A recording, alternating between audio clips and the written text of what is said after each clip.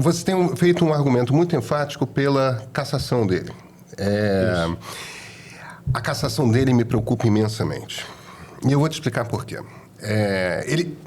Teoricamente, você tem dois caminhos para a cassação da candidatura dele. Um pelo Tribunal Superior Eleitoral, que é a quebra de um acordo que foi um acordo mediado pelo próprio TSE entre a viúva do Levi Fidelix, que é o fundador do PRTB, com o Leonardo Avalanche, que é o atual prefeito. O presidente, exatamente.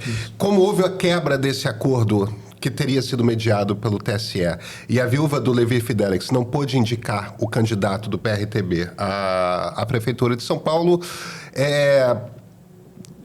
se por acaso o TSE, a ministra Carmen Lúcia está com esse processo, considerar que houve a quebra desse acordo, algumas candidaturas do PRTB, inclusive a de São Paulo, se desmontam.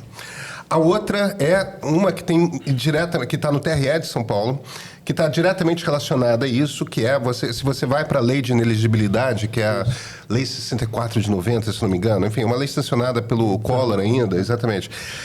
Se você vai para essa lei, é nessa lei que diz que alguém pode ter sua candidatura cassada caso tenha abusado de poder econômico, e abusado de poder econômico você não pode usar seus recursos pessoais se você é uma pessoa muito rica.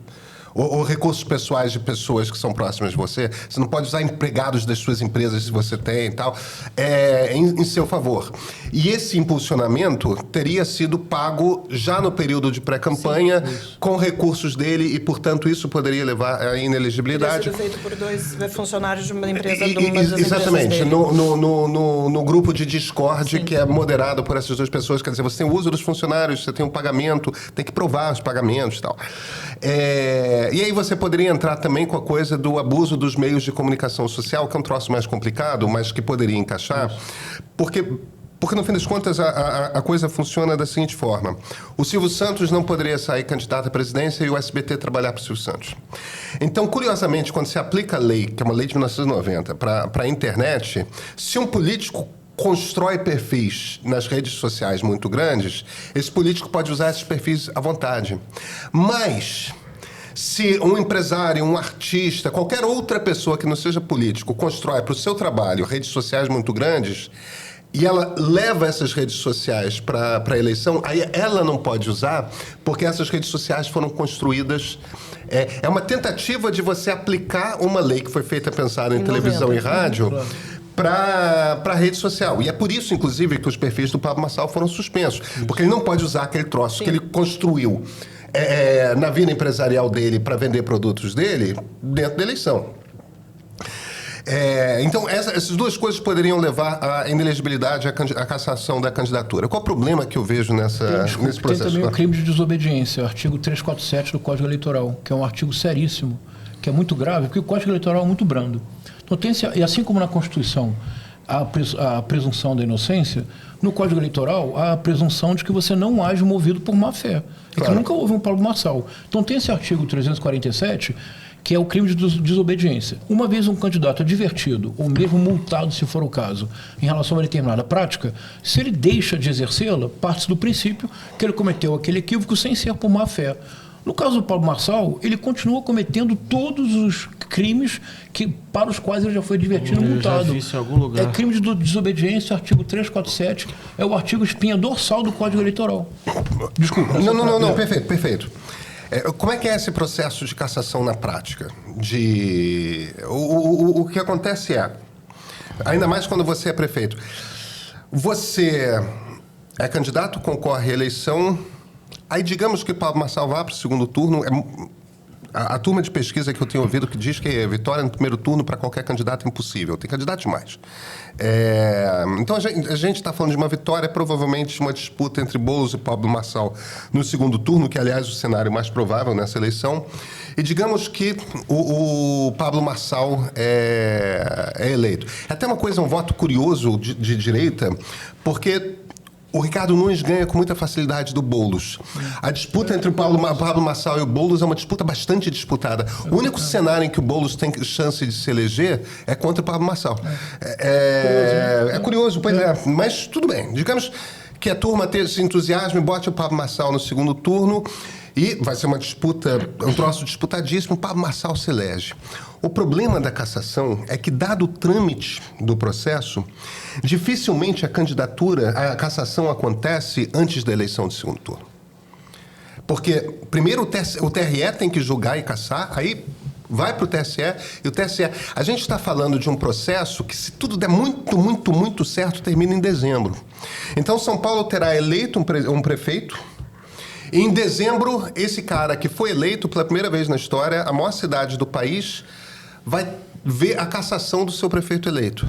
Aí o que acontece? O que acontece em 1º de janeiro, o presidente da Câmara Municipal assume interinamente a prefeitura até que se faça uma eleição extraordinária, provavelmente lá por março, tudo mais. E tudo bem, aí vão os mesmos candidatos, o mesmo processo, tem a eleição e tal. Existe um traço a respeito de democracias que a gente tem falado muito pouco, nós que falamos, que estamos preocupados com democracia, que a gente fala muito de instituição. A gente fala muito das diversas responsabilidades que todos os atores têm e tudo mais. A gente raramente fala de um elemento fundamental das democracias, que é o povo, que é o eleitor. E existe uma coisa que a gente... que o Robert Dahl começa a estudar nos anos 50 e a ciência política, principalmente nos Estados Unidos, mas também na França, também no Reino Unido. Tem uma turma na Polônia muito boa, que foi avançando no conhecimento. Hoje a gente já entende algumas coisas a respeito de democracia, e uma dessas coisas essenciais que a gente conhece de democracia é uma coisa que um cientista político americano chamado Larry Diamond chama de espírito da democracia, que é o seguinte: o que sustenta uma democracia, no fim das contas, é a capacidade de uma sociedade acreditar que aquilo é o melhor que tem. No momento que uma sociedade começa a ter dúvidas se democracia é um bom negócio, a democracia começa a ruir naquele momento. E boa parte dessa crise da democracia que a gente está vivendo é justamente porque existe um pedaço dessas nossas sociedades, aqui no Brasil, nos Estados Unidos, na França, no Reino Unido, uma pancada de democracias, que começa a olhar para o negócio e falar: esse jogo aqui é um jogo de cartas marcadas, esse jogo aqui é um jogo no qual... a gente não tem chance e tudo mais. Aí chamam de deep state, chamam de o sistema, chamam de uma operação do marxismo cultural. Cada um vai lá inventando a sua maneira de caracterizar, mas é sempre a mesma ideia. A gente tornou, com todas as razões da justiça, Jair Bolsonaro inelegível. Porque desobedeceu ordens da justiça brasileira. E não pode uma empresa em território nacional desobedecer ordens da justiça. Tiramos o X, que é a direita, e principalmente se essa direita radicalizada percebe como a sua plataforma, tiramos do ar esse negócio. Aí os caras vão eleger um prefeito de direita, e a sociedade brasileira, o Estado brasileiro, a justiça, caça... O que a gente está informando para essas pessoas o tempo todo é que elas têm razão. De que o sistema, de fato, está organizado e que as pessoas que falam que, estão querendo nos calar, estão querendo nos censurar, estão querendo... É tudo verdade, a gente está confirmando isso. O meu ponto aqui é o seguinte: uma cassação do Marçal vai ser um troço, primeiro, traumático pra cacete, que é caçar o prefeito da maior cidade do país, são 13 milhões de habitantes, a maior economia da América Latina, vai ser um troço ultra traumático. E a gente vai criar uma situação em que a gente vai consolidar em 20%, 30% da população a impressão de que esse negócio de democracia é falso, esse troço não fica em pé, e a gente semeia, assim, uma situação em que a democracia vai ficar em risco mesmo. Além do que, dificilmente é possível que esse processo termine com a elegibilidade dele. A maior parte dos advogados eleitorais que eu ouço dizem que, olha, eu acho que seria uma decisão muito radical cassar o prefeito de São Paulo eleito e ainda tornar o cara inelegível por 8 anos. Quer dizer, o cenário mais possível seria, caso haja cassação, o intermediário, que é caça, mas não torna inelegível. Cara, dá para ele a presidência da República em 2026. Ele chega com força total, se ele não é inelegível, ele chega com força total em 2026 e ganha essa eleição tendo esse eleitorado dele convicção de que esse negócio de democracia é um engana-trouxa. Que o TSE é de esquerda, que o Supremo é de esquerda, que o Congresso, imagina, que o Congresso é de esquerda, que a imprensa é de esquerda, que todo mundo é de esquerda, que eu sou de esquerda e eu não sou. O ponto essencialmente que eu estou fazendo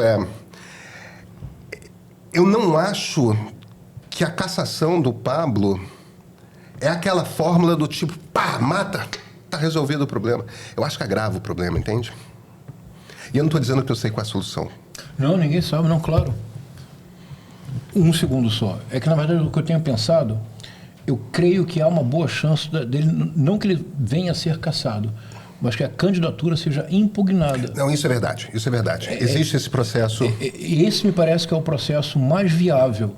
A cassação, de fato, seria muito traumática, nunca ocorreu nessa situação. Mas me parece que o Pablo Marçal é um criminoso serial na esfera política. Me parece que uma boa possibilidade é que haja uma impugnação da candidatura, mas não basta a impugnação. É importante que haja inelegibilidade.